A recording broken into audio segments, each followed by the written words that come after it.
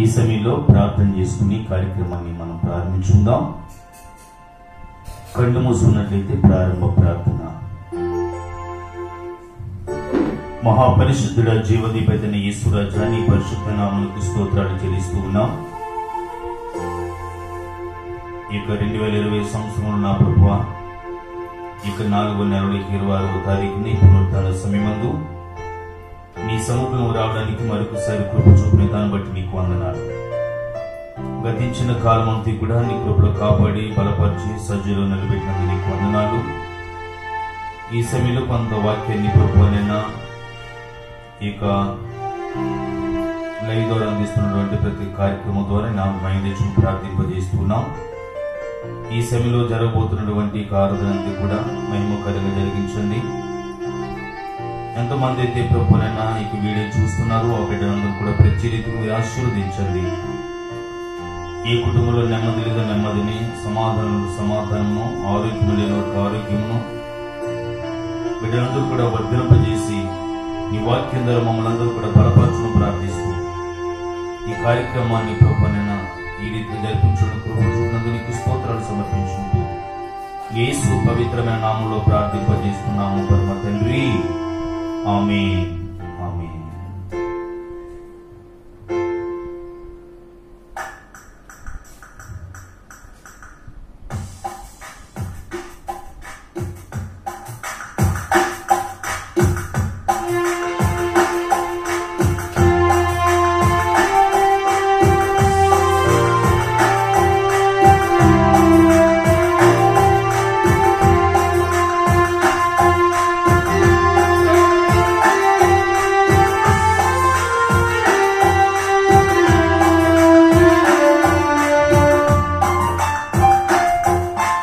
జీవనదిని నా హృదయములో ప్రవహింపజేయుమయ్యా,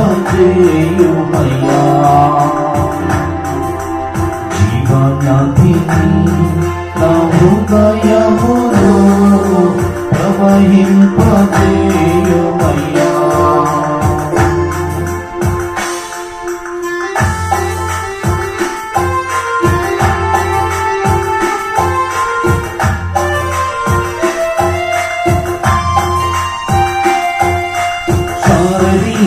క్రియలన్నీయు నాలో నశింపజేయుమయ్యా,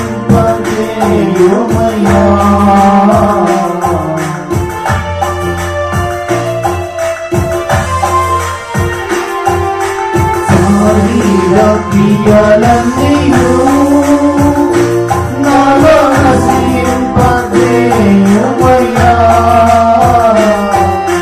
జీవనదిని నా హృదయములో ప్రవహింపజేయుమయ్యా, జీవనదిని నా హృదయములో ప్రవహింపజేయుమయ్యా.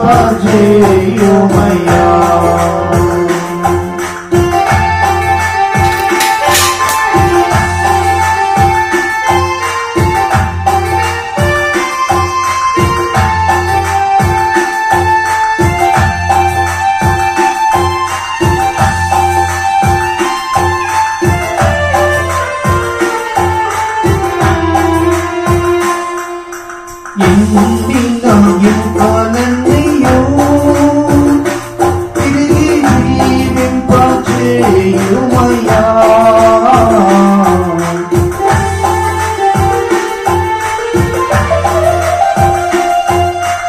ఎండిన యువలన్నీయు తిరిగి జీవింపజేయుమయ్యా,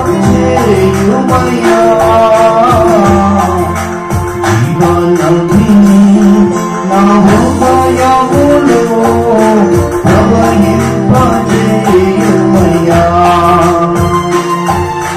జీవనదిని నా హృదయములో ప్రవహింపజేయుమయ్యా.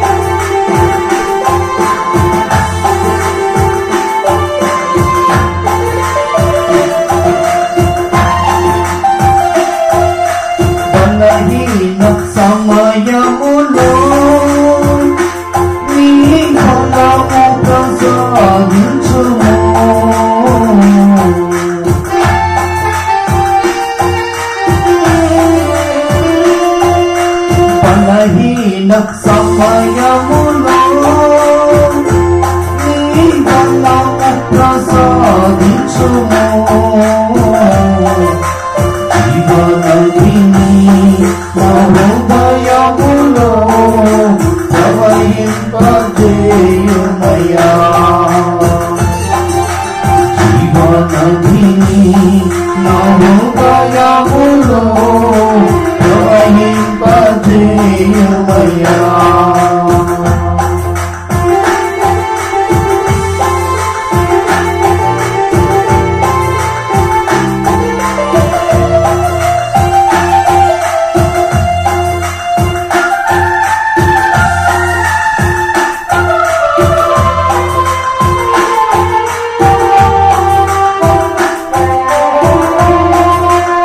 ఆత్మీయ వరములతో నన్ను అభిషేకం చేయుమయ్యా.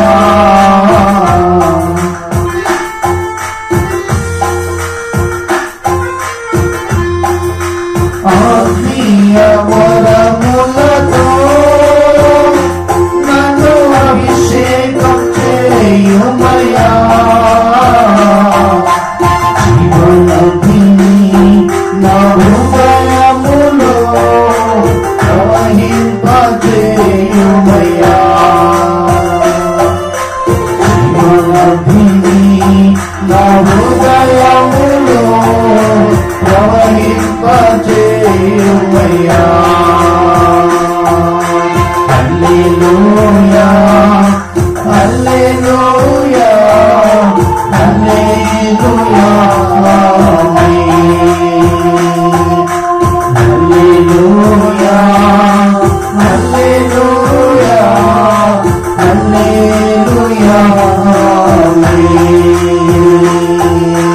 హల్లెలూయా. హల్లెలూయా హల్లెలూయా హల్లెలూయా. జీవనదిని నా హృదయములో ప్రవహింపజేయుమయ్యా. జీవనదిని నా హృదయములో ప్రవహింపజేయుమయ్యా.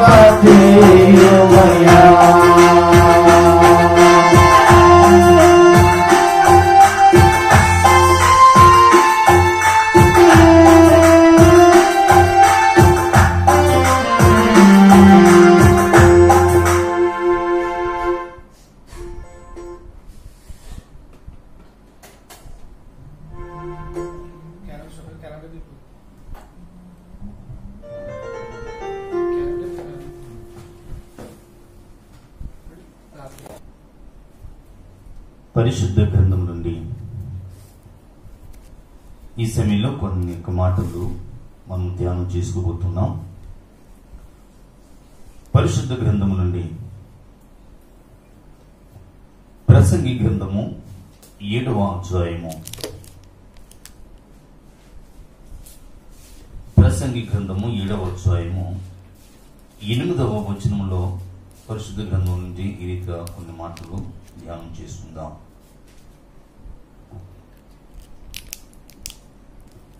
ప్రసంగి గ్రంథము 7వ అధ్యాయము 8వ వచనం. కార్య ఆరంభము కంటే కార్యాంతము మేలు. ఆమేన్.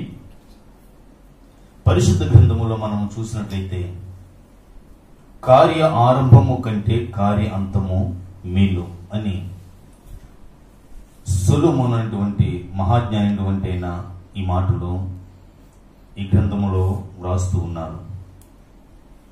మన అంతము ఎంత ప్రాముఖ్యమో అనేటువంటి విషయాలను ఈ గ్రంథంలో ప్రస్తావించడం జరిగింది. ఆమేన్.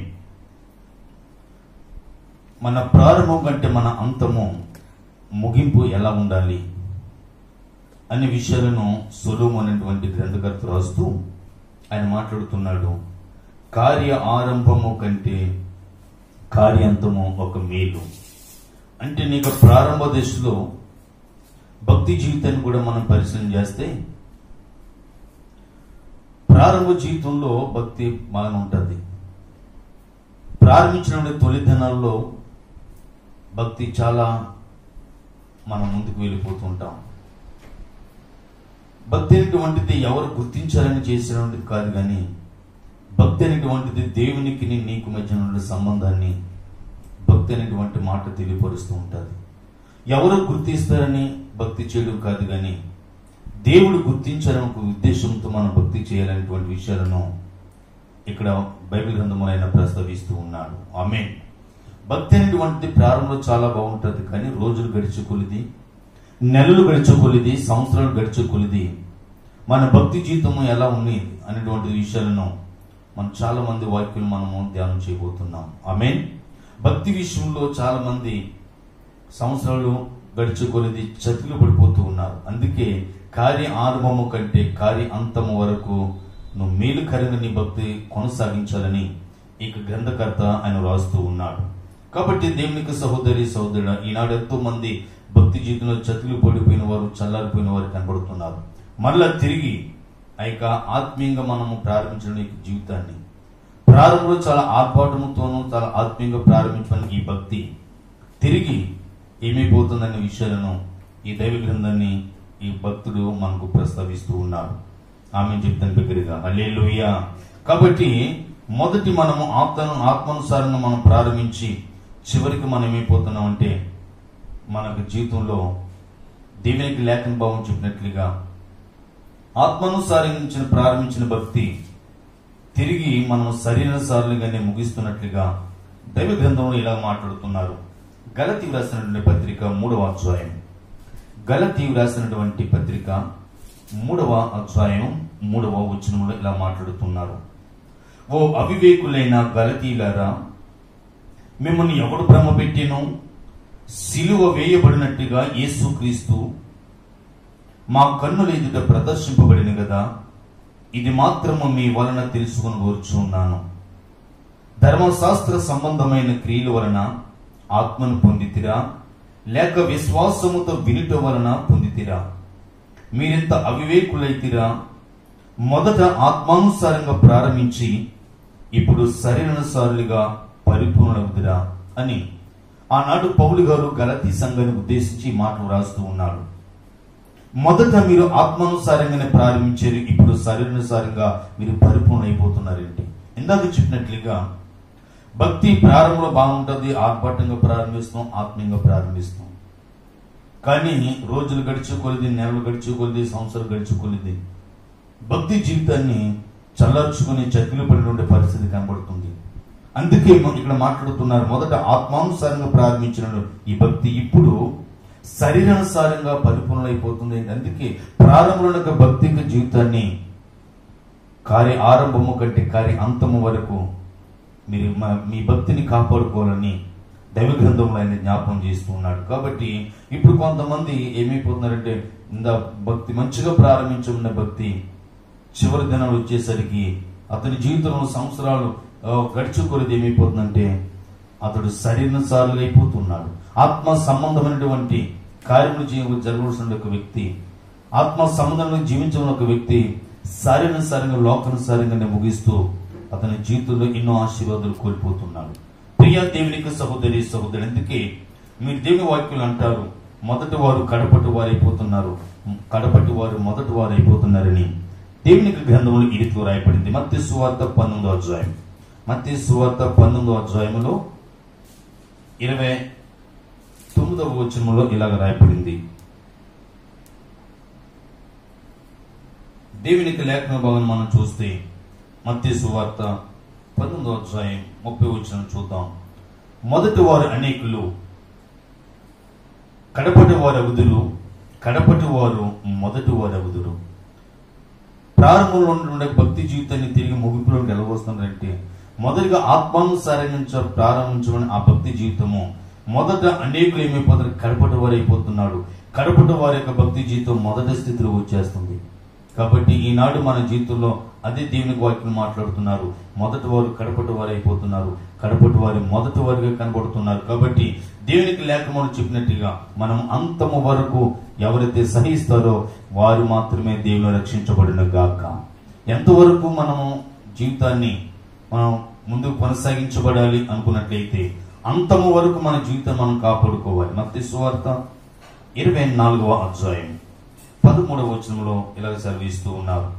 ఇప్పుడు వరకు మన యొక్క జీవితాన్ని కాపాడుకోవాలి అని అంటే దైవ గ్రంథంలో ఆయన సెలవించినట్లుగా మత్తయి సువార్త 24వ అధ్యాయము 13వ వచనంలో ఈ రీతిగా మాట్లాడుతూ ఉన్నారు. అంతము వరకు సహించిన వాడు ఎవడో వాడే రక్షించబడును. అంటే అంతము వరకు కూడా మన భక్తి జీవితం మనం కాపాడు. అందుకే ముందుగా చెప్పాను, కార్య ఆరంభము కంటే కార్య అంతము మేలని. కాబట్టి అంతము వరకు మన భక్తి జీవితాన్ని ఎవరైతే కాపాడుకుంటారో వారు మాత్రమే రక్షించబడతారు అనేటువంటి విషయాన్ని దైవిక గ్రంథం నుంచి మనతో రాస్తూ ఉన్నాడు. అయితే అంతము వరకు కాపాడుకుంటున్నటువంటి జీవితాన్ని ఎలా కాపాడుకోవాలనే విషయాన్ని ఒక భక్తుని జ్ఞాపం చేస్తూ మరికొన్ని విషయాలను మనము ముందు కొనసాగించుకుందాం. దేవునికి స్తోత్రము కలుగుని గాక. ప్రియ దేవునికి సహోదరి సహోదరుడా, దైవ గ్రంథంలో మన వాక్యాన్ని మనం పరిశీలన చేయగలిగితే వాక్యంలో సెలవిస్తూ ఉన్నారు. ఓ భక్తుని జ్ఞాపం చేస్తూ ఉన్నాం. రాజుల 2వ గ్రంథము చదవండి. రాజుల 2వ గ్రంథంలో బైబిల్ గ్రంథంలో రాజపడుతూ ఉన్నాడు. ఈనాడు రక్షించబడిన నీవు నీ జీవితంలో రేపు సమయంలో నీకు దిగజారిపోయిన పరిస్థితి కనపడవచ్చు. ఈ రోజు భక్తి జీవితం బాగుంది, కానీ రేపు సమయంలో నీ భక్తి జీవితం ఏమైపోతుందనే విషయాలను నీవు గుర్తు చేసుకున్నాను అనుకున్నట్లుగా దైవ లేఖనం మనతో మాట్లాడుకున్నాను. అందుకే అంతము వరకు రక్షించబడిన వాడు ఎవడో వారు మాత్రం రక్షించబడతారు. అంతము వరకు ఎవరైతే సహిస్తారో వారు మాత్రమే రక్షించబడతారు. ఈరోజు సహోదరి సహోదరుడా, లేఖన భాగంలో చెప్పినట్టుగా రక్షించబడిన నీవు రేపు సమయంలో దిగజారిపోయే పరిస్థితి ఉంది. చివరి కాలం వరకు కూడా నువ్వు కాపాడుకోని భక్తి జీవితం అనేటువంటిది. అందుకే ఒక ప్రవక్తను మీకు జ్ఞాపకం చేస్తాను. ఆ యొక్క ప్రవక్త ఎవరంటే యోనా అనేటువంటి ఒక ప్రవక్తను దైవ గ్రంథంలో దేవుడు మన కొరకు రాసించున్నారు. దేవునికి లేఖన భాగం మనం పరిశీలన చేస్తే చదవండి. దేవునికి వాక్యం మనం చూద్దాం. రాజుల 2వ గ్రంథము 14వ అధ్యాయం. రాజుల 2వ గ్రంథము 14వ అధ్యాయము 25వ వచనము మనతో ఇలాగ సెలవిస్తూ ఉన్నారు. 14:25 వచనం. గిత్సే పేరు ఊరివాడైన అమిత్తయికి పుట్టిన తన సేవకుడైన యోనా అను ప్రవక్త ద్వారా ఇశ్రాయేలుల దేవుడగు యెహోవా సెలవిచ్చిన మాట చొప్పున ఇతడు మహాతునకు పోవు మార్గం మొదలుకొని మైదానపు సముద్రం వరకు ఇశ్రాయేలు వారి సరిహద్దులను మరలా స్వాధీనము చేసుకునేను. దైవ గ్రంథంలో ఒక భక్తుని జ్ఞాపకం చేస్తున్నాడు. ఆయన మంచి ప్రవక్త, దేవునితో మాట్లాడుతున్న ఒక వ్యక్తి ఎవరంటే ఇక్కడ యోనా అనేటువంటి ఆయన కనపడతాడు. యోనా అనేటువంటి ఆయన మంచి గొప్ప ప్రవక్త. ఆ ప్రవక్త ఏ ప్రవక్త అనగా దేవుడు ఏది చెబుతాడో అది ప్రజలకి తెలియపరిచినటువంటి ఒక మంచి యొక్క సేవకుడు. దేవుడు ఏది చెప్తున్నాడో అది మనుషులకు తెలియపరిచే వారిని ప్రవక్త అంటారు. ఈనాడు చూస్తాం, చాలా మంది మనం ప్రవక్తలు మనం చూస్తుంటాం. ఆ ప్రవక్తలు కొన్ని జరుగుతాయి, కొన్నేమో జరగవు. కానీ ప్రవక్త అనేటువంటిది అర్థం ఏంటంటే దేవుడు ఏది చెబుతాడో అది ఖచ్చితంగా 100% ఖచ్చితంగా జరుగుతుంది. అది ప్రజలకు చెప్పేవాడిని ప్రవక్త అని అంటారు. అటువంటి ప్రవక్త ఎవరంటే ఇప్పుడు యోనా అనేటువంటి మహాభక్తుడు కనబడుతున్నారు. ఆ యోనా దేవునికి సహోదరి సహోదరుడా, దేవునికి ప్రత్యక్షలు పొందుకున్న ఒక వ్యక్తి కనబడుతున్నాడు. దేవుని స్తోత్రము కలుగును గాక. యోనా భక్తునికి జీవితంలో ఆరంభం బాగానుంది, కానీ అంత మాత్రం అంతగా బాగోలేదు.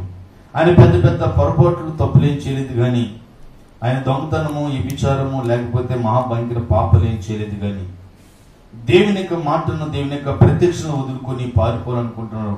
దాన్ని బట్టి అతని మీద ఎన్నో తప్పులు దేవుడు అతని మీద మోపుతూ ఉన్నాడు. ఆమె చెప్పిన దగ్గరగా దేవునికి సహోదరి సహోదరుడా, యోనా అనేటువంటి ఒక ప్రవక్తను మనం చూసుకుంటే ఈరోజు దేవుని వాక్యంలో మనతో మాట్లాడుతుంది. ఆమె చెప్పిన దగ్గరగా. కాబట్టి ఒకప్పుడు ఇతడు ప్రార్థన చేస్తే అద్భుతాలు జరిగాయి. ఒకప్పుడు ప్రార్థన చేస్తుంటే గొప్ప కార్యం జరిగాయి. ఒకప్పుడు ప్రార్థన చేస్తుంటే స్వస్థతలు జరిగాయి. ఒకప్పుడు ప్రార్థన చేస్తుంటే అద్భుతాలు ఆశ్చర్యకరం జరుగుతుండే. కానీ ఇతడు దేవునికి సహోదరి సహోదరుడా, యోనా అనేటువంటి ఆ భక్తుడి జీవితంలో ఆరంభం బాగానే ఉంది, కానీ అంతము మాత్రం అంతగా బాగోలేదు. గల కారణాలు ఏంటో కొన్ని విషయాలను మనము ధ్యానం చేసుకుందాం. దీని స్తోత్రం కొన్ని గాక. ఆయన యోనా అనేటువంటి భక్తుడు మహాభయంకరమైన పాపాలు దోషాలు అతిక్రమాలు ఏం చేయలేదు. కానీ దేవునికి సహోదరి చిన్న చిన్న పొరపాట్లు చిన్న చిన్న తప్పులు జీవితంలో చేసినందువల్ల ఏం జరిగింది, అతని జీవితంలో ఏం పోగొట్టుకున్నాడన్న విషయాలను దైవ గ్రంథంలో దేవుడు మనతో మాట్లాడుతూ ఉన్నాడు. అటువంటి ఆత్మ ప్రత్యక్షమైనటువంటి మాటలను మన ఈ సమయంలో మనము కొన్ని మాటలుగా మనం ధ్యానం చేయబోతున్నాం. దీని స్తోత్రము కలుగును గాక. పరిశుద్ధ గ్రంథాన్ని మనం చూస్తే యోనా గ్రంథాన్ని మనం ఒకసారి మనం పరిశీలించేద్దాం. యోనా గ్రంథాన్ని మనం పరిశీలన చేస్తే యోనా గ్రంథము మొదటి అధ్యాయము మనం ఒకసారి పరిశీలన చేస్తే 3వ వచనంలో ఇలా మాట్లాడుతున్నారు. అయితే యెహోవా సన్నిధి నుండి తర్షీసు పట్టణమునకు పారిపోవునని యోనా ఉప్పేకు పోయి తర్షీసునకు పోవు ఒక వాడని చూచి ప్రయాణమునకు కేవి ఇచ్చి యెహోవా సన్నిధిలో నిలువక వాడవారితో కూడి తర్షీసునకు పోవుటకు వాడ ఎక్కెను. ఇక్కడ మనం చూస్తే వాక్యం సవిస్తున్నారు. దేవుడు ఒకటి చెప్తే ఇతడు మరొకటి చేస్తూ ఉన్నాడు. దేవుడేమో ఒక పట్టణానికి పంపిస్తూ ఉన్నాడు. ఆ పట్టణానికి ప్రజలు రక్షించబడాలని. వారు ఎన్నో లక్షల మంది ప్రజలు అక్కడ ఉంటుండగా వారు రక్షించాలని దేవునికి ఉద్దేశమైనప్పుడు దేవుడు చెప్తున్నాడు, నీవు నినివే పట్టణానికి వెళ్ళమంటే యోనా అనేటువంటి ఆయన గొప్ప ప్రవక్త తర్షీసు అనేటువంటి ప్రాంతానికి పోతున్నాడు. అసలు నినివేకి ఎందుకు వెళ్ళమన్నాడు దేవుడు? ఇతడు తర్షీసు వెళ్ళడానికి గల కారణాలు ఏంటో బైబిల్ గ్రంథం నుంచి కొన్ని విషయాలు మనము ధ్యానం చేయబోతున్నాం. దేవుని స్తోత్రం కలుగును గాక. దేవుడు ముందుగానే చెప్పాడు 2వ వచనంలో, నినివే పట్టణస్థుల దోషము నా దృష్టికి ఘోరమైను గనుక నీవు లేచి నినివే అనే మహాపట్టణములకు పోయి దాని దుర్గతిని కలుగునని ప్రకటింపుము అని దేవుడు చెప్పాడు. ముందుగానే దేవుడు చెప్పిన ప్రకారంగా నువ్వు నినివే పట్టణం వెళ్ళు, ఎందుకంటే అక్కడ ఘోరమైనటువంటి పాపంతో దోషములైన ప్రజలు కనబడుతున్నారు. వారు ఆ స్థితిలో నశించిపోవడం నాకు ఇష్టం లేదు కాబట్టి నీ వెళ్ళి ప్రకటిస్తే వారు రక్షించబడతారని చెప్పినప్పుడు ఆ నినివే పట్టణానికి వెళ్లకుండా ఇతడు తర్షీసు పోతూ ఉన్నాడు. గల కారణం ఏంటి? నినివే పట్టణానికి వెళ్ళకపోవడం గల కారణం ఏంటి? దేవునికి ప్రియ దేవునికి సహోదరుడా, నినివే పట్టణము ఏ రీతిగా ఉంది అని అంటే దైవ గ్రంథంలో ఇలా మాట్లాడుతూ ఉన్నారు. దేవునికి గ్రంథంలో మనం పరిశీలన చేస్తే చదవండి. గ్రంథంలో ఇలా రాయబడింది. నహూము గ్రంథము 3వ అధ్యాయము 4వ వచనంలో ఇలా రాయబడింది. నినివే పట్టణము ఎలా ఉంది అని అంటే దైవ గ్రంథంలో ఆయన సెలవిస్తూ ఉన్నాడు. దేవునికి లేఖనాలు మనతో మాట్లాడినట్లుగా చక్కని దానివై వేశ్యవై చెల్లంగితనమందు జ్ఞానము గల దానివై జారత్వము చేసి జనాంగముల మీద చెల్లంగితనము జరిగించి సంసారములను అమ్మివేసిన దాన అని మాట్లాడుతున్నారు. దేవునికి సహోదరి దేవుడేమో నినివే పట్టణానికి వెళ్ళమంటే ఇతడు తర్షీసుకు వెళ్ళిపోతున్నాడు. ఇంతకీ నినివే పట్టణము ఎలా ఉంది అని అంటే ఎంత ఘోరమైనటువంటి పరిస్థితులు కనబడుతుంది. ఆ పట్టణం గురించి ముందుగానే యోనా అనేటువంటి ప్రవక్త తెలుసు కాబట్టి అక్కడికి వెళితే నేను ఖచ్చితంగా పాడైపోతాను, ఆ పట్టణానికి వెళ్ళడం ఎందుకన్నట్టుగా అతను చూస్తూ ఉన్నాడు. ఆ పట్టణస్తులు ఎలా ఉన్నారంటే వేశ్యలతో నిండిపోయిందంట ఆ పట్టణం. భయంకరమైనటువంటి పాపము వ్యభిచారము జరుగుతున్న ఆ పట్టణము. కాబట్టి ఆ పట్టణంలో ఆ రీతిగా ఉంటున్నప్పుడు దాన్ని రక్షించడానికి అవకాశం ఇస్తే అతడు వేరే ప్రాంతానికి వెళ్ళిపోతున్నాడు. అంతేకాదు అక్కడ ఇంకా వ్యభిచారం నిన్న ప్రజలే కాదు, పాపంతో నిన్న వారే కాదు, రెండవది ఎలాంటి వారు ఉన్నారంటే చెల్లంగితనము చేస్తూ ఉన్నారు. చెల్లంగితనం అంటే చేతబడి చేసినటువంటి ఆ యొక్క వ్యక్తులు అక్కడ ఉన్నారు. కాబట్టి చిటికలో ఆ యొక్క చిటికేస్తే వెంటనే చచ్చిపోయినటువంటి పవర్ఫుల్ మంచిగా వారు అంతగా నేర్చుకున్నటువంటి ఆ యొక్క చేతబడి శక్తులు చెల్లంగితనం. కాబట్టి అక్కడికి వెళ్తే నన్ను ఖచ్చితంగా చంపేస్తారని భయపడి అతడు ఆ పట్టణానికి వెళ్ళలేకపోతూ ఉన్నాడు. మొదటిగా వేశ్యలు ఉన్నారు, రెండవదిగా ఆ పట్టణంలో ఎవరున్నారంటే చెల్లంగితనం చేతబడి చేసేవారు వారు ఉంటూ ఉన్నారు. మూడవదిగా మనం చూస్తే జారత్వము చేసి అలాగే జనాంగముల మీద చెల్లంగితనములు జరిగించి సంసారములను అమ్మివేసిన దానం. అనేక కుటుంబాలు ఆ పట్టణంలో పాడైపోతున్న ప్రజలు, ఆ కుటుంబాలుగా వారు పాడైపోతున్నారు. కుటుంబాలుగా వారు ఏమైపోతున్నారంటే పాడైపోతున్న కుటుంబాలు కనపడుతున్నాయి. ఒక్కరు కదా పాడైపోతే అన్ని కుటుంబాలు కూడా పాపంతో పాడైపోతున్న సంగతి ఈ యొక్క యోనా అనేటువంటి ప్రవక్త తెలుసు కాబట్టి ఆ పట్టణానికి వెళ్ళడానికి భయపడుతున్నాడు. సహోదరి సహోదరుడా, ఈనాడు ఎంతో మంది దైవజనులు కూడా దేవుడు ఆ రీతిలో పంపించి అనేకటువంటి పాడైపోతున్న ప్రజల మధ్య, వ్యభిచారుల మధ్య, దొంగతనం చేసేవారి మధ్య, ఎక్కడ దేవుడి పని అవసరం ఉందో, ఎక్కడ ప్రజలు రక్షించబడాలో ఆ ప్రాంతాన్ని దేవుడు పంపినప్పుడు ఆ ప్రాంతానికి వెళ్ళడానికి చాలా మందికి ఈనాటి కాలశ్యంలోకి ఇష్టము కాదు. ఎక్కడ సదుపాయాలతో కూడిందో, ఎక్కడ మంచిగా ఉంటుందో ఆ ప్రాంతానికి వెళ్ళడానికి ఈనాడు దైవజనులుగా లేకపోతే దైవ సేవకులుగా అనేక మంది ఉన్నారు. కానీ దేవుడు చెప్పిన మాట వినలేని పరిస్థితి ఈనాడు ప్రపంచంలో చాలా మంది కనబడుతున్నారు.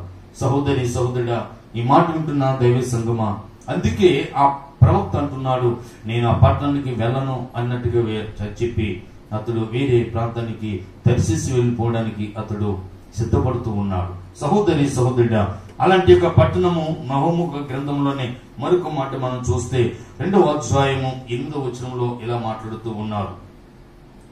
ఈ నహూము గ్రంథంలోనే 2వ అధ్యాయం 8వ వచనం, కట్టబడినప్పటి నుండి నినివే పట్టణము నీటి కొలను వలె ఉండెను. ఈ పట్టణము ఎలా ఉందంటే ఒక పార్కు లాగా కనబడుతుంది. ఒక 2 నదుల మధ్యను చూడ్డానికి ఎంతో అందంగా పట్టణాలు, ఈ పట్టణాల దగ్గర నీటి కొనలతో, అంటే ఒక గోదావరి యొక్క నది యొక్క తీరము ఉన్నట్టుగా ఈ ప్రక్కని ఆ ప్రక్కని చూస్తే అందమైనటువంటి గార్డెన్ ఉన్నట్లుగా ఒక పార్కు లాగా ఈ యొక్క నీటి కొరల వల్లే ప్రజలకి ఇంపుగా కనపడుతుంది ఆ పట్టణం. ఇలాంటి యొక్క పట్టణంలో ఇలాంటి యొక్క ప్రజల మధ్య పాపముతో నిండిపోతున్న పరిస్థితి ఈనాడు కనపడుతుంది. సహోదరి సహోదరుడా, ప్రకృతి సంబంధమైనటువంటి అందాలు అన్ని కూడా ఆ పట్టణంలో కనపడుతున్నాయి.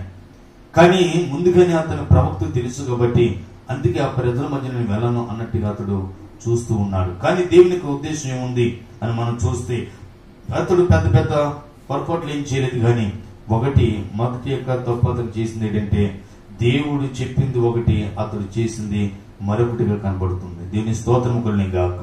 మొట్టమొదటిగా అతడు ఏం వదులుకున్నాడంటే, దైవ గ్రంథం సెలవిస్తుంది, దేవుని యొక్క ప్రత్యక్షతను వదులుకుంటూ ఉన్నాడు. దేవుని యొక్క మాటను వదులుకొని, దేవుని యొక్క ప్రత్యక్షలు వదులుకొని పారిపోవాలనుకున్నాడు.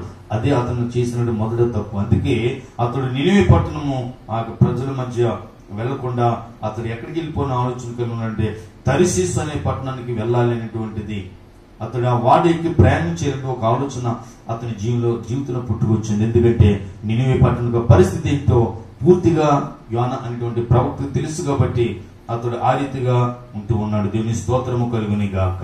దేవునికి సహోదరి సహోదరుడా, అది కుటుంబాలు పాడు చేసే పట్టణం కనబడుతుంది. దేవునికి లేఖన భాగంలో మరొక మాట మనం చూస్తే అక్కడ ఎవరెవరు ఉన్నారు అని అంటే, దైవ గ్రంథంలో మాట్లాడుతున్నారు అక్కడ చెల్లంతనం చేసేవారు ఉన్నారని దేవునికి లేఖన భాగంలో మనకు కనబడుతుంది.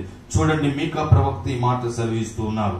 మీకా గ్రంథంలో ఈ మాట మనం చూస్తే 5వ అధ్యాయము 11వ వచనములో చూస్తే ఎందుకు అక్కడికి వెళ్ళలేదు అని అంటే, ఇంకా నినివే పట్టణం ఎలా ఉంది అని అంటే, మీకా గ్రంథము 5వ అధ్యాయము 11వ వచనము, నీ దేశమందున్న పట్టణములను నాశనము చేతును, నీ కోటలను పడగొట్టేదను, నీలో చెల్లంగి వారు లేకుండా నిర్మూలము చేతును, మేఘములను చూచి మంత్రించువారు ఇక నీలో ఉండరు. ఆమేన్. దేవుడు ఆ పట్టణానికి వెళితే ఒక కార్యం చేయడానికి దేవుడు ఇష్టపడుతున్నాడు. కానీ ఈ ప్రవక్త అక్కడ ప్రజలకు చచ్చిపోయి అతడు ముందుకెళ్ళలేకపోతున్నాడు. కాబట్టి దేవుడు ఒక మాట చెప్తున్నాడు, అక్కడ ఆ పట్టణంలో చెల్లంగితనం వారు లేకుండా నేను నిర్మూలన చేస్తాను.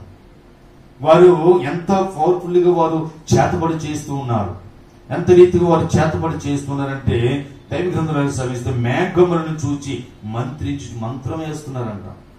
మనుషులు కాదు వేసేది, సహజంగా ఇక ఎవరికి చేతబడి చేస్తారు, ఎవరికి మంత్రం చేస్తారు అంటే మనుషులకి చేస్తారు. కానీ వీరు చేతబడి ఎవరు చేస్తున్నారంటే, ఆకాశం నుండి పైన మేఘం వెళుతుంటే, ఆకాశం నుండి మేఘము అలా ప్రయాణం చేస్తుంటే ఈ భూమి మీద నిలబడి ఆ మేఘానికి చెల్లంగితనం చేతబడి చేస్తుండేవారంట. నిజంగా ఎంత పవర్ఫుల్ చూడండి, వారు నేర్చుకున్న విద్య. ఆ రీతి దానికి మంత్రిస్తే, దానికి చేతబడి చేస్తే ఆ మేఘం వెళుతుంటే మేఘం కింద నేల మీద నీడబడుతూ ఉంటారు.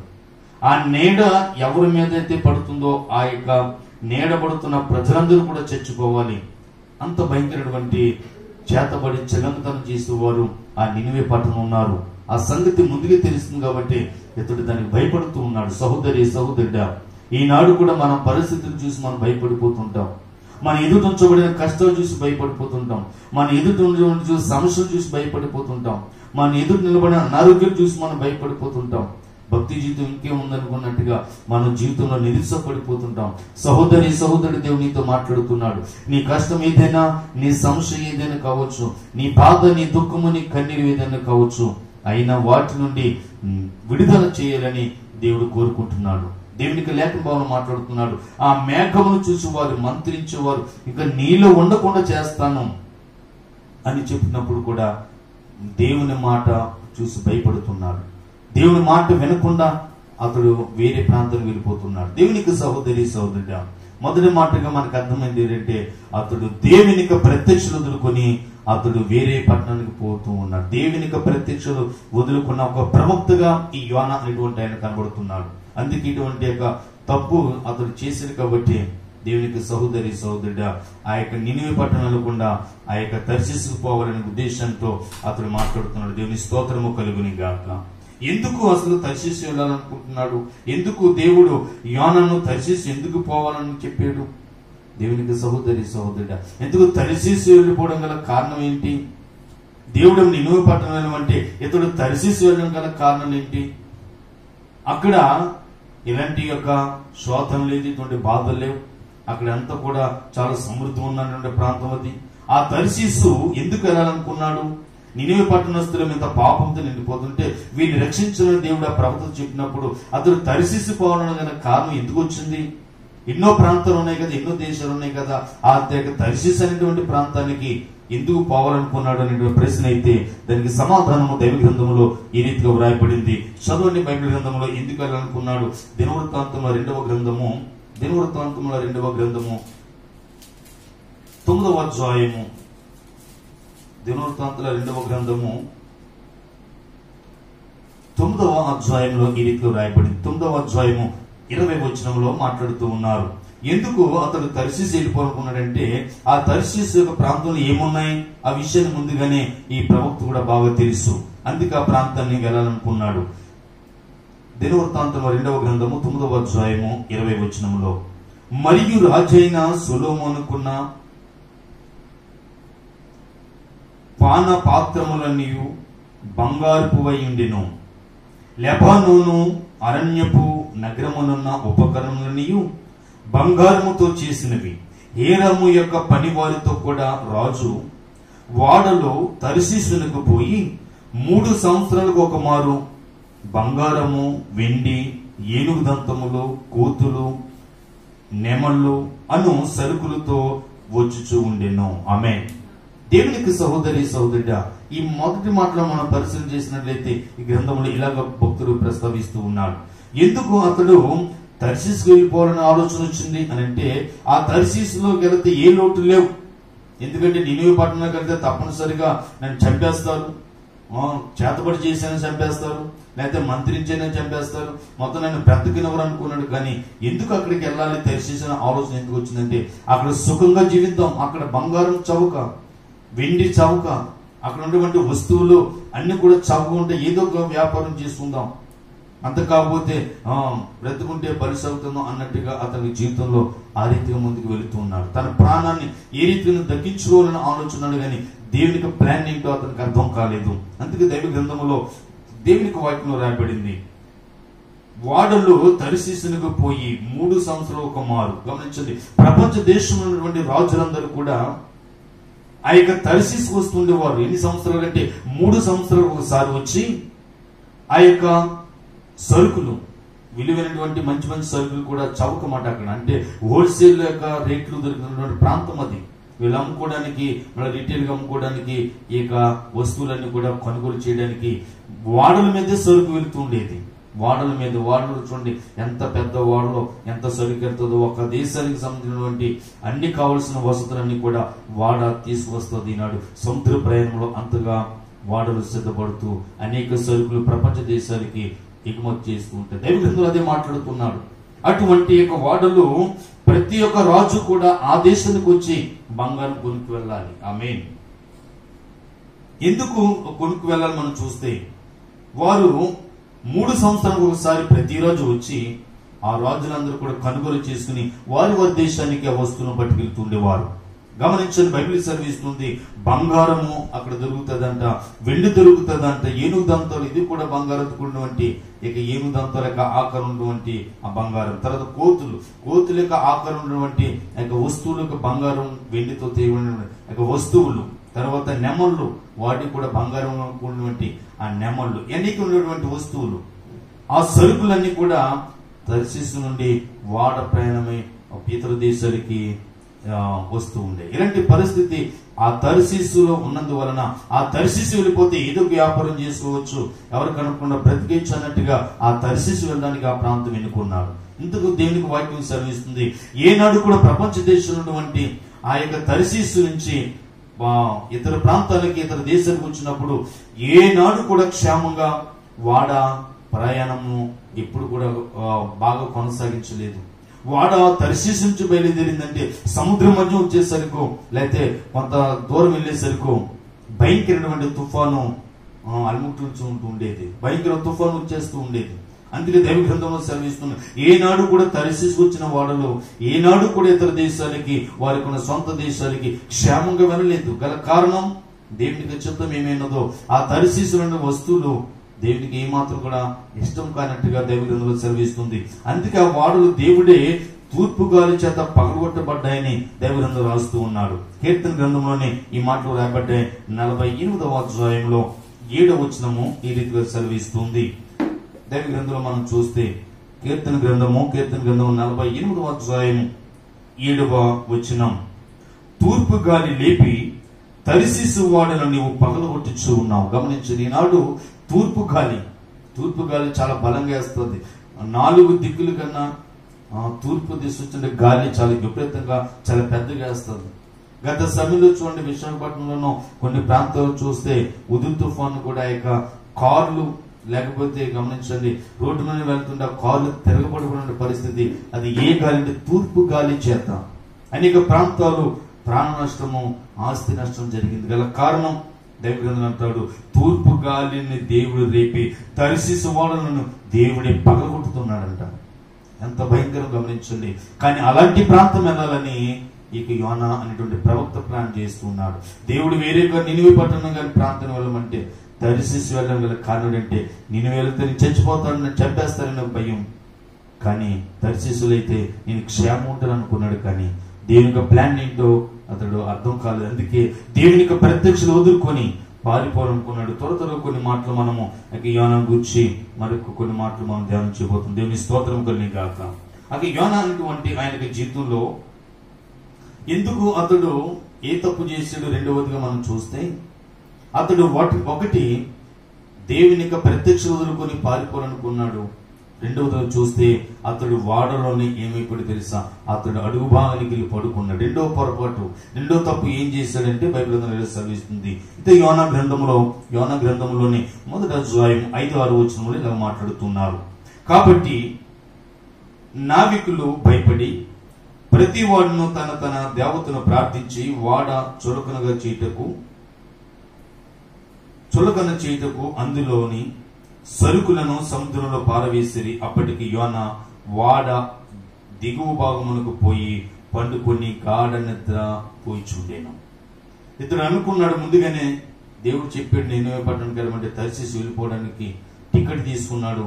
మొత్తం మీద వాడికేడు ప్రయాణం సాగుతుంది. ఇందా చెప్పింది కదా, తూర్పు గాలి చేత దేవుడు ఏం చెప్పి ప్రతి ఒక్క తర్షీసు వెళ్ళే ప్రతి వాడను కూడా దేవుడు పగలగొడుతూ ఉన్నాడంట. ఎంత భయంకరం గమనించండి. ఆ విషయము ఈ ప్రవక్తకి అర్థం కాలేదు. అందుకే లేఖన భవనం మనం చూస్తే మొత్తం మీద అతడు తర్షీసు పోవాలని ఆలోచన వచ్చింది.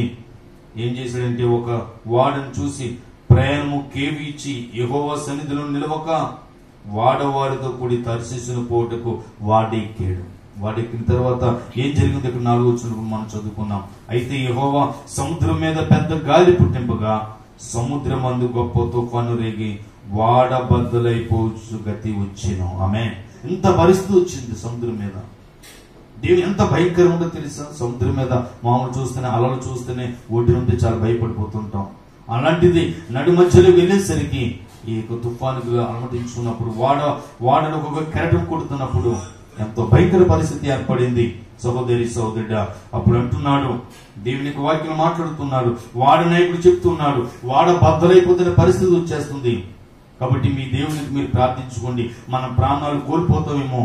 కాబట్టి ఎవరి యొక్క దేవుళ్ళని, ఎవరి యొక్క దేవతను వారు ప్రార్థించుకోండి అని వాడి నావుడు చెప్పిన వెంటనే వారి ప్రజలందరూ కూడా వారెంతో వారికి దేవులను, వారి దేవతలను వారు ప్రార్థిస్తూ ఉన్నారు. కానీ యోనా అయితే మాత్రము ఏమీ తెలియనట్టుగా వాడు అడుగు బాగులు పోయి గాఢ నిద్ర పడుకుంటున్నాడు. గాఢ నిద్రతో అతను నింపబడ్డాడు. సహోదరి సహోదరుడు, అతడు పండుకొని గాఢ నిద్ర పోవచ్చు ఉండెను. చూడండి సహోదరి, ఎంత భయంకరము! ప్రజలందరూ భయపడిపోతుంటే ఈ ప్రవక్త అనేటువంటి యోనా దేవుని చేత ఎన్నిక చేయబడిన వాడు, దేవుడు ఏది చెబితే ఇతడు అదే మాట చెప్పి, ఇతడు ఏది చెబితే అదే ప్రజలు నెరవేర్చబడుతూ ఉండేది. అంత ఆయన అతడు గాఢ నిద్రలోకి వెళ్ళిపోతున్నాడు. సహోదరి సహోదరుడా, ఇలాంటి పరిస్థితుల్లో వచ్చి అంటున్నాడు, వాడి నాయకుడు వచ్చి అంటున్నాడు, పోయి నిద్రపోతే నువ్వు ఎందుకు ఇలా చేస్తున్నావు? మీరు మీ దేవుని ప్రార్థించుకోమంటే సహోదరి సహోదరుడు చెప్తున్న మాటను మనం పరిశీలన చేద్దాం. అందుకే దేవునికి వాక్యంలో సెలవిస్తున్నాడు. ఇతడు యోనా అటువంటి ఆ యొక్క జీవితంలో అతని యొక్క పతనానికి లేకపోతే రెండవ కారణం ఏంటంటే ఇక్కడ మాట్లాడుతూ ఉన్నారు, ఇతడు నిద్ర అనేటువంటి దాన్ని జ్ఞాపకం చేస్తున్నాడు. దేవుని స్తోత్రము కలుగును గాక. సహోదరి సహోదరుడా, దేవుని లేఖనంలో మనం చూస్తే మత్తులైపోతున్నారని రాయబడింది. ఆమేన్. మత్తులైపోతూ ఉన్నారు. యోనా అనేటువంటి ఆయన మత్తుడిగా కనబడుతున్నాడు. దైవగ్రంథం అంటారు, మీరు మత్తులైపోతున్నారు అంటారు. ఇటు అటు మీరు తూలుతూ ఉన్నారని దైవగ్రంథంలో. ఏంటంటే ఎవరు మత్తులుగా ఉంటారు? అసలు మత్తుగా ఎవరు ఉంటాడు చెప్పండి? మత్తు పదార్థాలు తాగేవాడు మత్తుగా ఉంటుంటాడు. డ్రగ్స్ తీసుకున్నారు మత్తులు, కానీ ఏమీ తీసుకోకుండానే మీరు మత్తుడైపోయిన నాడు యోనా జీవితం కూడా అలాగే అయింది. గల కారణం చదవండి, ఆ మాట ఉంటుంది. ఆ మాట చూసుకుని రెండో మాట మనం ముగించుకుని మూడో మాటలకు మనం వెళ్దాం. దీని స్తోత్రము కలుగును గాక. కీర్తన గ్రంథము 107వ అధ్యాయం. కీర్తన గ్రంథము 107వ అధ్యాయము 107:27 వచనం. 107:27 వచనం రాయబడుతుంది. మత్తులైన వారి వలె వారి ముందుకు వెనుకకు దొర్లుచు ఇటు అటు తూలుచు ఉండిరి. ఆమేన్. ఇటు అటు తూలిపోతున్నారు. ఈనాడు గమనించండి, ఎవరు తూలిపోతారు అసలు సహజంగా అంటే మత్తు పదార్థాలు తీసుకున్నవారు, డ్రగ్స్ తీసుకున్నవారు, ఒక త్రాగుబోతైన వాడు ఇటు అటు తూలుతుంటాడు. కానీ ఏమీ కూడా తీసుకోకుండా మత్తులైన వారి వలె మీరు ముందుకు వెనుకకు దొర్లుచు ఇటు అటు కూడా మీరు తూలిపోతున్నారు. ఇలాంటి పరిస్థితి యోనా భక్తుడికి జీవితంలో ఏర్పడింది. అతడు గాఢ నిద్రలోకి వెళ్ళిపోయింది. సహోదరి సహోదరుడా, అందుకే యోనా పతనానికి రెండో కారణంగా అయిపోయింది. సహోదరి సహోదరుడా, అందుకే అక్కడ మాట్లాడుతున్నాడు, నువ్వు యోనా నిద్రను లేచేయడు. వారితో కలిసి ఏం చేసేది తెలుసా? లేచిన తర్వాత కనీసము ప్రార్థన చేయలేకపోయాడు. ఆమె వారి యొక్క దేవతలకు, దేవుళ్లకు వారు ప్రార్థన చేసుకుంటే, ఈయన ఒక నిద్రపోయిన తర్వాత ఆ యొక్క వాడు నాయకుడు లేపిన తర్వాత కూడా ఇతడు దేవునికి ప్రార్థన చేయలేక పరిస్థితి కనబడుతుంది. ఈనాడు ఆధ్యాత్మిక జీవితంలో కూడా అనేక మంది చల్లారిపోయిన వారు కనబడుతున్నారు. ఈనాడు లేచిన తర్వాత కూడా, మత్తు తీరిన తర్వాత కూడా ప్రార్థించలేని పరిస్థితి యోనా భక్తులకి జీవితంలో కనపడట్లేదు కనబడుతుంది. సహోదరి సహోదరుడా, కాబట్టి దైవ గ్రంథంలో చెప్పినట్టుగా మొదటి కార్య ఆరంభము కంటే కార్య అంతము వరకు మేలు. అంతము వరకు మన జీవితాలు మనం కాపాడుకోవాలి. అంతం వరకు కూడా మన భక్తిని మనం కాపాడుకోవాలని దైవ గ్రంథంలో మాట్లాడుతుంది. యోనా యొక్క జీవితంలో అతని పక్కన మరొక కారణాన్ని ఏంటో త్వరగా కొన్ని మాటలు మనం చూద్దాం. అతడు ఒక సొంత నిర్ణయం తీసుకుంటూ ఉన్నాడు. ఏంటి సొంత నిర్ణయము అంటే దేవుని వాక్యంలో సెలవిస్తుంది.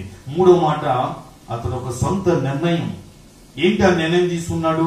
వాడ నావికులతో ఏం మాట్లాడుతున్నారంటే యోనా గ్రంథము మొదటి అధ్యాయంలోనే 12వ వచనంలో ఇలా మాట్లాడుతుంది.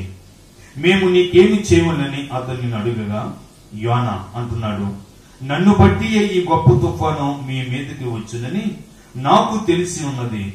నన్ను ఎత్తి సముద్రంలో పడవేయుడి. ఆమె ఏం మాట్లాడుతుంది చెప్పండి? ఇతడు దేవునితో మాట్లాడుతున్న ఒక వ్యక్తి, గొప్ప ప్రవక్త. దేవుడు ఏది చెబుతుంటే అది చేసేవాడు. ఇంతకు ముందు అతడు ప్రార్థన చేస్తే అద్భుతాలు జరిగాయి. ఇక్కడ ప్రార్థన చేస్తే గొప్ప గొప్ప సూచకులే జరిగాయి. ఇప్పుడు అలాంటి ఒక ప్రవక్త ఏమైపోతుందో తెలుసా?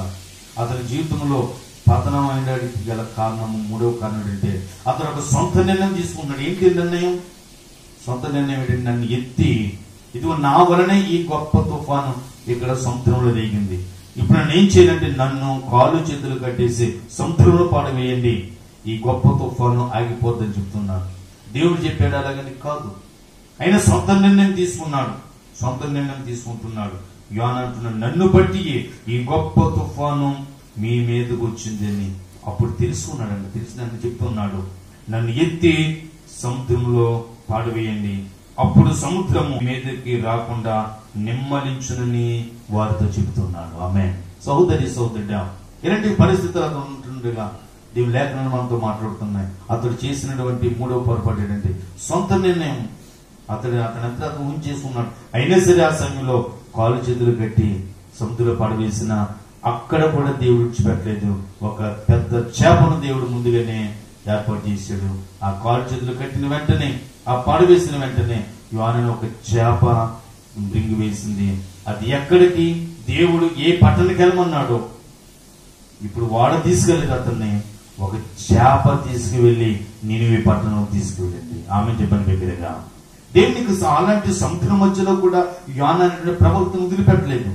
గల కారణం దేవుడి చిత్తమేంటో ఖచ్చితంగా దేవుడి నెరవేర్చుకుంటాడు. సహోదరి సహోదరుడా, అతడు నిర్ణయం తీసుకున్నాడు. అది యేసుప్రభువు చెప్తున్నారు, నా తలంపులు వేరు, నీ తలంపులు వేరు. సహజంగా మనకు తలంపులు, యోనా తలంపులు వేరు, దేవునికి తలంపులు వేరు. ఇంక ఎవరి యొక్క ఆలోచన నెరవేర్చబడింది? దేవునికి ఆలోచన నెరవేర్చబడి ఆ తిమింగలం ఒక చేప కడుపులో యోనాను ఎక్కడ తీసుకు తిన్నగా దేవుడు ఏ పట్టణానికి ముందుకు వెళ్ళమన్నాడో అదే నినివే పట్టణానికి తీసుకువెళ్ళింది, ఆ ఒడ్డుని కట్టేసింది. ఆమేన్. సో ఎంత మంచి యొక్క మాటలు మనకు ధ్యానం చేసుకుంటున్నాం. సహోదరి సహోదరుడా, అతను పెద్ద పెద్ద తప్పులు చిన్న చిన్న పొరపాట్ల వల్ల అతని జీవితాన్ని అతనే పతనం చేసుకుంటున్నాడు. కాబట్టి అతని పతనానికి మరొక కారణం ఏంటో అతను మా బైబిల్ మీద రాస్తున్నాడు. త్వరగా మనం కొన్ని మాటలు చదువుదాం. రెండవ అధ్యాయంలో చదవండి. 9వ వచనంలో మాట్లాడుతుంది. యోనా గ్రంథము 2వ అధ్యాయము 9వ వచనం. కృతజ్ఞతాస్తుతులు చెల్లించి నేను నీకు బలులు అర్పింతును, నేను మృక్కుకొనిన మృక్కుబలులను చెల్లింపక మానను. అంటే ఇతడు ఒకప్పుడు ఏం చేశాడంటే మృక్కుబడి చేసుకున్నాడు. అయ్యో నేను దేవునికి ఏం చేయాలి, దేవునికి ఇది ఇస్తే బాగుంది, లేకపోతే ఇలా చేస్తే బాగుందని మృక్కుబడి చేసుకున్నాడు. ఆ మృక్కుబడులన్నీ కూడా అతడు చెల్లింపగా మానేశాడు. ఆయనతో అనుకుని చెల్లింపగా మానను, మరలా అవకాశం ఇస్తే ఖచ్చితంగా చెల్లిస్తాను అన్నట్టుగా అతడు చేసినటువంటి ఇక 4వ పొరపాటు, 4వ తప్పుగా అతని జీవితంలో కనపడుతుంది. సహోదరి సహోదరుడా, కాబట్టి మనం మృక్కుబడి, అందుకే దేవుడు అంటాడు, మీరు మృక్కుబడి చేసుకుని మీరు అది చెల్లించడానికి ఆలస్యము చెయ్యొద్దు. ఈనాడు యోనా ప్రవక్తలు కొంతమంది మృక్కుబడులు చేసుకుంటారు. ఆ మృక్కుబడులు మర్చిపోతుంటారు చాలాసార్లు. ఆ మృక్కుబడులు దేవుడు చేస్తున్న మేలును బట్టి ముందుగా ఆపద వచ్చేసరికి దేవునికి ఎన్నో మనం ఆపదలు మొక్కేసుకుంటాం. ఆపద తీరేసరికి మరలా ఆ మాటలు మర్చిపోతూ ఉంటాం. అయ్యో నేను దేవునికి ఏదో చేయడానికి మంచి తలంపు వస్తుంది, నేను దేవుని కొరకు, దేవుని మందిరం కొరకు, లేకపోతే దేవునికి పరిచయకు ఏదో చేయని ఆలోచన వస్తుంది.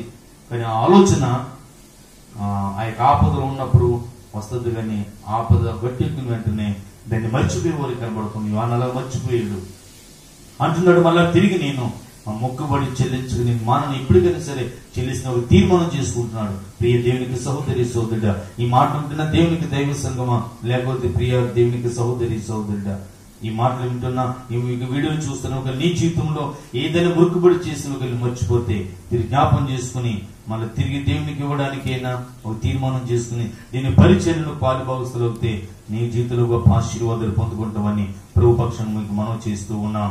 సహోదరి సహోదరుడా, దేవునికి కోపము యోనా మీద ఎలా వచ్చింది అనే విషయాలను ఒక మాట చదువుకుని మనం ప్రార్థన చేసుకుందాం. చదవండి. దేవునికి లేఖన భవనం మనం పరిచయం చేస్తే 4వ అధ్యాయంలో 1వ వచనం అన్నాడు, యోనా గ్రంథం 4వ అధ్యాయం 1వ వచనం. యోనా దీన్ని చూచి బహు చింతాక్రాంతుడని కోపగించుకుని, యెహోవా నేను నా దేశమందుండగా ఇట్లు జరిగినని నేను అనుకుంటుని. ఇప్పుడు యోనా అనేటువంటి ఆయన దేవుని నిందిస్తూ ఉన్నాడు. నాకు ముందే తెలుసు అంటున్నాడు. యోనా చెప్పినాడంటే నాకు ముందే తెలుసు ఈ ప్లాన్ అంతా అన్నట్టుగా మాట్లాడుతూ ఉన్నాడు. ఇతడు కోపగించుకున్నాడు దేవుని మీద. ఎందుకని? మొత్తం మీద చేప కక్కింది, నినివే పట్టణానికి వెళ్ళాడు. వెళ్ళి దేవుడు చెప్పాడు కదా, నేను ఆ పట్టణాన్ని నాశనం చేయబోతున్నాను కాబట్టి దాన్ని ప్రకటించు, నా దృష్టికి వారు ఘోరమైన పాపం చేశారు, వారి యొక్క దుర్గతి కలుగునని ప్రకటించమన్నాడు.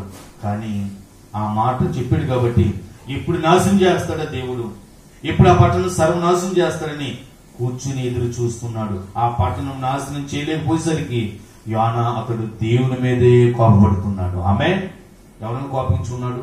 దేవుని మీద కోపగించుకుంటున్నాడు. దేవుని మీద కోపం పెట్టుకుంటున్నాడు.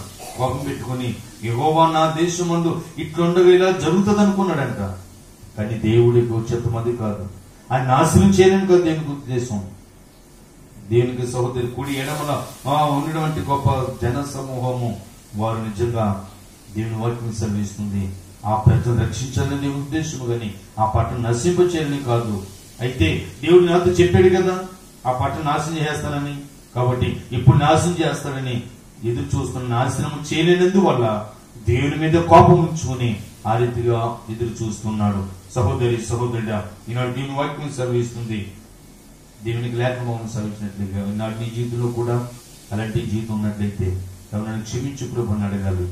ఆమె చెప్పండి దగ్గరగా. దీని స్తోత్రం కలిగా దైవ గ్రంథం చెప్తున్నాడు, అతడు యోనా దీన్ని చూసి బహు చింతాక్రాంతుడై కోపం ఉంచుకున్నాడండి దేవుని మీద. ఈనాడు ఒకవేళ కోపం దేవుని మీద చాలా సార్లు మనం కూడా కోపించుకుంటాం. అయ్యో దేవుడు పనులు చేస్తానని నాకు చేయలేదే, దేవుడు పనులు వాగ్దానం చేశాడు, ఆ వాగ్దానం పట్ల నెరవేర్చబడలేదే, లేకపోతే నా స్థితి ఎందుకు అయిపోద్ది, భక్తి చేస్తున్నాను కదా. నీ కోపం దేవుని మీద కూడా కోపించుకొని నాకు చాలా మంది కనబడుతున్నారు.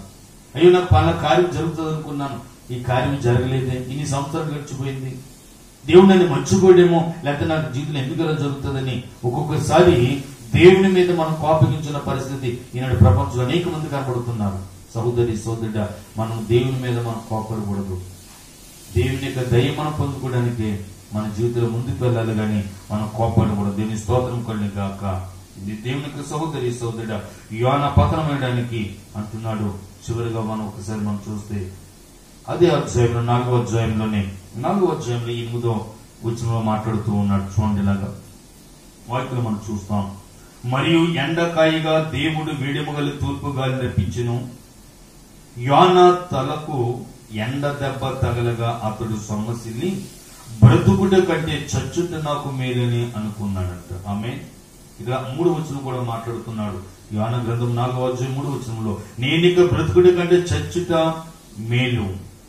చాలా మంది కూడా ఈనాడు ఇంక నా జీవితం ఎందుకని బ్రతుకు మీద విసుగు చెందిన ప్రజలు కనబడుతున్నారు. ఇంకా చచ్చిపోవడమే పరిష్కారం అన్నట్లుగా దేవునికి వాక్యం సెలవిస్తుంది. ఈ మాట వింటున్న ప్రియ దేవునికి సహోదరి సహోదరుడా, ఇక లైవ్ ద్వారా లేకపోతే ఇక మాటలు ఇక వీడియో ద్వారా వింటున్న నీ జీవితంలో కూడా ఒకవేళ బ్రతుకు మీద విసుగు చెంది ఒకవేళ చనిపోయిన ఆలోచన కలిగిన యోనా కూడా అనుకున్నాడు. ఇక బ్రతుకుట కంటే చచ్చిపోవటం మీరు అనుకున్నాడు. సహోదరి సహోదరుడా, చావు అనేటువంటిది పరిష్కారం కాదు. నీ జీవితంలో కూడా ఎన్నో నష్టాలు రావచ్చు, ఎన్నో నీ జీవితంలో కష్టాలు రావచ్చు, ఎన్నో శ్రమలు కోల్పోవచ్చు. నీకున్న కష్టాలను బట్టి, నీకున్న శ్రమను బట్టి, నీకున్న ఇబ్బందులను బట్టి, వస్తున్నటువంటి సమస్యలను బట్టి ఒక నువ్వు నీ జీవితంలో ఒక చచ్చిపోయిన ఆలోచన నీ జీవితంలో వస్తే దేవునికి వాక్యం సెలవిస్తుంది, దేవుడిని బ్రతికిస్తాడు తప్ప చనిపోవడం ఇష్టం లేదు. ఆమె చెప్పిన దగ్గరగా ఆనాడు నినివే పట్టణస్తులు చచ్చిపోవడం ఇష్టం లేదు, వారు చనిపోవడం ఇష్టం లేదు. వారి ప్రభు దగ్గరికి వస్తే వారు రక్షించబడాలని ఈనాడు ఈ మాట వింటున్న సహోదరి సహోదరుడా, నీవు దేవుని దగ్గరికి వస్తే నీవు కూడా రక్షించబడతావని దేవునికి వాక్యం సెలవిస్తుంది. నువ్వు రక్షించబడాలని ఆలోచన దేవుడు కలిగి ఉన్నాడు.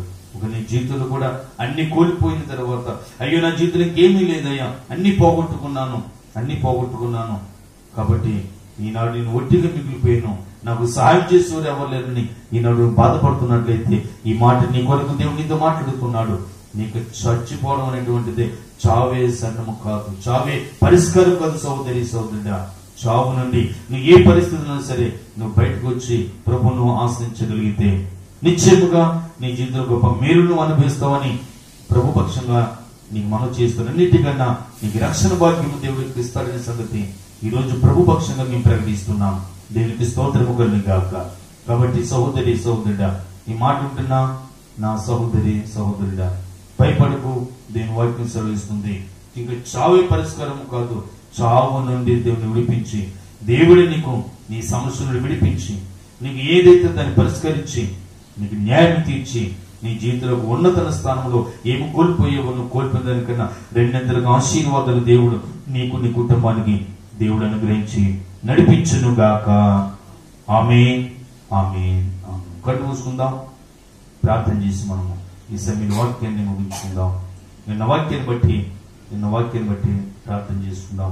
కళ్ళు మూసుకుందాం, ప్రార్థనలోకి వెళ్దాం. మహాగరుడ, పరిశుద్ధ జీవాధిపతిన పరమ తండ్రి, నీ పరిశుద్ధమైన పాదముల స్తోత్రాలు సమర్పిస్తున్నా. ఈ సమయంలో నీకు లేఖన బాగా మాతో మాట్లాడినట్లుగా, ఇదిగో ప్రభువా, నేను బ్రతుకుడి కంటే చచ్చిపోవటం మేలని అనుకుంటున్నాను. నిజమే, కొందరి జీవితంలో అలాగే అనుకునే వారు కూడా ప్రపంచంలో చాలా మంది ఉన్నారు ప్రభు. ఆ రీతిలో కాకుండా ప్రభా, ఓ ప్రభా, చావు వారి పరిష్కారం కాకుండా తండ్రి, వారు ఏ సమస్యతో, ఏ కష్టంతో, ఏ శ్రమతో, ఏ దుఃఖంతో, ఎటువంటి ఆర్థికమైన పరిస్థితుల్లో వారు చచ్చిపోవాలను కేలా జీవితం మీద విరక్తి చెంది ఉన్నారో ఈ సమయంలో వారిని ప్రత్యేకంగా దర్శించడం ప్రార్థిస్తున్నాను. వారిని మీరు మేలుకొల్పండి ప్రభు, వారితో మీరు మాట్లాడండి ప్రభు, దర్శించండి తండ్రి. ఆ చావు గోతు నుంచి ప్రభు ప్రజలు విడుదల పొందుకొని నీ యొద్దకు వచ్చి నీ రక్షణ భాగ్యం పొందుకోవడానికి సహాయించని ప్రార్థిస్తున్నాను ప్రభు. వారి యొక్క సమస్యల నుండి మీరు పరిష్కరించండి ప్రభు. ఓ అనారోగ్య పరిస్థితున్న వారికి స్వస్థపరచును ప్రార్థిస్తున్నాను తండ్రి. ఎంతో మంది ప్రభు నేను ప్రపంచ దేశాల్లో ప్రభు అయ్యా కరోనా వైరస్ వాళ్ళు ఎంతో మంది ఓ ప్రభు నేను బాధపడుతుండగా ఆయనటువంటి వ్యాధి నుండి యేసు శక్తి నామములో నీ విడుదల ప్రకటింపజేస్తున్న నీకు వందనాలు. ఓ నీ ప్రభావ వారు దిగి వెళ్ళని గాక, ఓ నీ శక్తి దిగి వెళ్ళని గాక. అయ్యా నీకు నివారణ వారికి కలుగుగా ప్రకటింపజేస్తున్నాం. ఎంతో మంది వైద్య సిబ్బంది ప్రభు, ఎన్నో డిపార్ట్మెంట్ వారి ప్రభు అయ్యా ప్రయాసపడుతుండగా ప్రభు అయ్యా ఇది ప్రపంచ దేశంలో మా దేశంలో వాటిని తొలగించండి ప్రభు. నీ కాళ్ళు పట్టుకుని బ్రతిమలుకుంటున్నాం అయ్యా, నీకు వందనాలు ప్రభు. ఇలాంటి వ్యాధులు ఇంకా భూ ప్రపంచం మీద రాకుండా మీరు అరికట్టండి దేవా. మీరు ఒక మాట సెలవిస్తే అద్భుతాలు జరిగితే ప్రభు, నీకు వందనాలు. అటువంటి గొప్ప కార్యం జరిగించుని ప్రార్థిస్తున్నాం. ఈ వీడియో చూస్తున్న ప్రతి ఒక్క బిడ్డను ప్రత్యేకంగా పేరు పేరు మీరు ఆశీర్వదించి అభివృద్ధి పరిచి అయ్యా ఇక యోనా ప్రవక్త జీవితంలో ఏమైతే మేము నేర్చుకున్నామో ప్రభువా అయ్యా, అటువంటి మంచి విషయాలను మా జీవితంలో మేము నేర్చుకుని ప్రభువా అయ్యా నీలో దగ్గర అవడానికి సహాయం చేసి నడిపించును ప్రార్థిస్తూ సకల ఘనత మహిమ ప్రభావాలు మీరు ఒక్కరే పొందుకోమని యేసుక్రీస్తు పరిశుద్ధమైన నామములో ప్రార్థిస్తున్నాము తండ్రి. ఆమేన్, ఆమేన్, ఆమేన్. మన పరమ తండ్రి యొక్క ప్రేమయు ప్రభును రక్షకుడిని యేసుక్రీస్తు వారి యొక్క దివ్యమైన కృపయు పరిశుద్ధాత్మిక అన్యోన్య సహవాసము సన్నిధి సమాధానము సదా మీకందరికీ తోడి నడిపించి కాపాడును గాక. ఆమేన్, ఆమేన్, ఆమేన్. ప్రభు పేరట ఇక వీడియో చూస్తున్న మీ అందరికీ కూడా ప్రభు పక్షంగా మీకు మీ కుటుంబస్తులందరికీ శుభములు కలుగును గాక. Amen, amen. Praise Lord. గతం నుంచి అలా పెడుతున్నావు, గతం అలా పెడుతున్నావు.